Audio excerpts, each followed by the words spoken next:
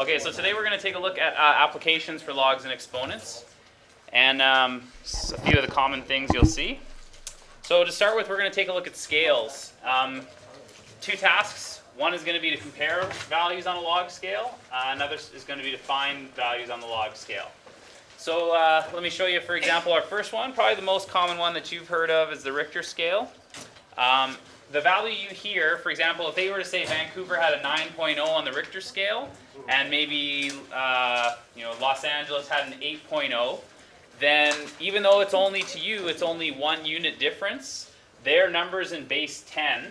So it's actually, in Vancouver, it would be a 10 to the 9, and in Los Angeles, that example would be a 10 to the 8.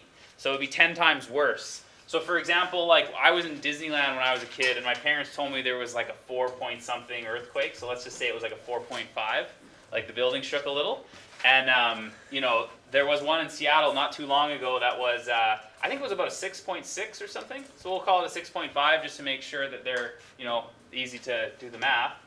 So for me, being that little earthquake in Anaheim or Disneyland, compared to Seattle, it only looks like it's separated by 2 units, but because it's a power of 2, it's actually a difference of 10 to the 2. Oh, hang on. It's actually a difference of 100. Still going, yeah.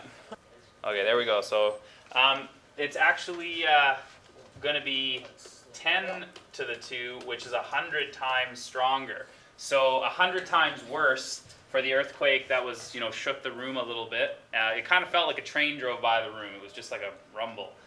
Whereas 6.5, you really can't say that you know what it feels like because it's 100 times worse, right? And then in Haiti, does anybody remember what that was? I know it was quite big. It was like 8 something, I think. But it would be like another 100 times more than even that. So overall, it would have been like, so 100 times 100 is like 10,000 times worse. So it goes up quite quickly, deceptively. So, how many more times intense is an 8 from a 5? Well, if you follow the pattern that I'm talking about, we're comparing 10 to the 8 versus 10 to the 5, then what we're really doing is we're dividing the numbers. And if you used your exponent laws, this would tell you that an 8.0 is 1,000 times worse than a 5.0. So you definitely don't want to be around an 8.0. I think at some point the Earth actually turns like the ground actually turns to liquid, like it shakes so hard that not actually like liquid like you'll get wet if you stick your foot into the ground, but it's so liquid that your foot would just sink right in because it's shaking so hard. So because it goes up by factors of 10 every time, right? So you don't want to be around for that, but hopefully our school holds up in that case. So you try it. If you have a 7.9 versus a 4.3, how much stronger is that? So for this example here, if we were to do the same process, 7.9, and we're comparing it to a 4.3, we end up with about 4,000 times, 4,000 times difference. So 3,981 is the comparison. Okay. So let's take a look at some other scales. And here, of course, if you want to compare 2 scales, this is what we've been doing. The intensity of the 2 is going to be the magnitude of the first earthquake minus the magnitude of the second. And what we've been doing, if you haven't noticed, is we've been keeping the largest earthquake, the highest or the biggest earthquake, on top of the fraction. So in this case, this would be the larger of the 2. So I1 would be greater than I2. Intensity. So if it was a 10.0 or a 9.0 on the Richter scale.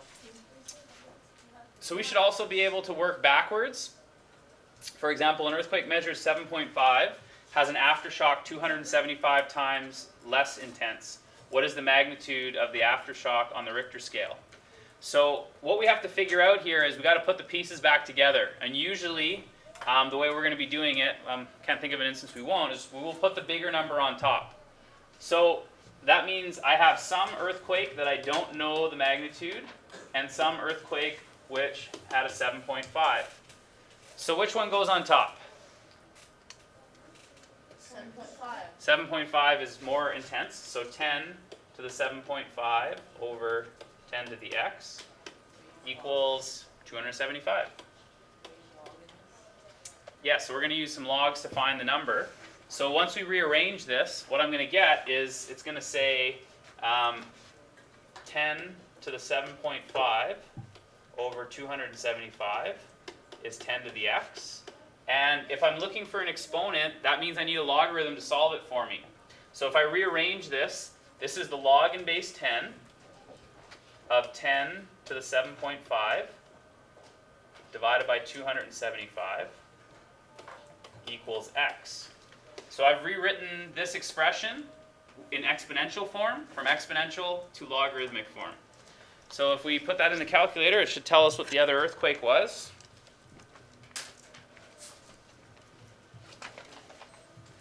So it looks like the other earthquake was about a 5.0 on the Richter scale. So it was about 5.06, or 5.1 would be fine too. So we'll just take a look. There's a couple other scales we should consider. Decibels. So sound. Bells are actually a log scale, not decibels. But to talk about it in bells sounds funny, I guess. So decibels is more common. Basically, the difference is if you have 25 decibels, like in this example here, you actually have 2.5 bells. It's like a conversion like centimeters to meters. Same thing here, if you have 70 decibels, you actually have 7 bells. Now, the reason you need to make that conversion is if you don't divide it by 10, you'd end up with 10 to the 70, which as far as I understand is more than there are atoms in the universe. Versus 10 to the 25, which is still huge, right? The number that's going to come out of that comparison is going to be massive. It's going to be, you know, it's going to be enormous. So that's why we have to divide by 10 to make sure our units are in proper form. So if we wanted to compare a piano versus a whisper, we're actually comparing 7 to 2.5. So this would be 10 to the 4.5.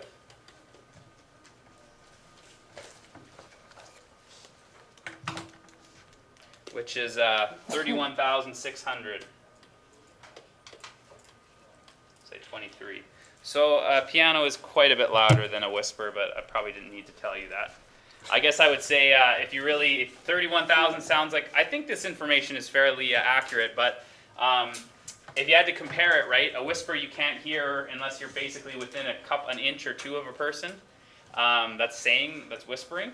The piano you can hear from the back of a concert hall, so it is quite a significant difference. The mic with that?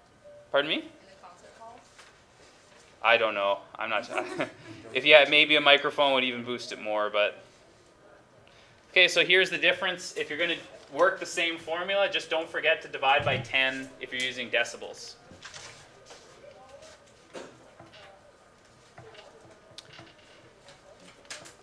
So another thing, is there anybody in chemistry this semester?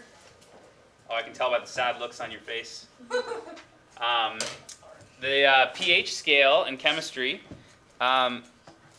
is a log scale as well in base 10.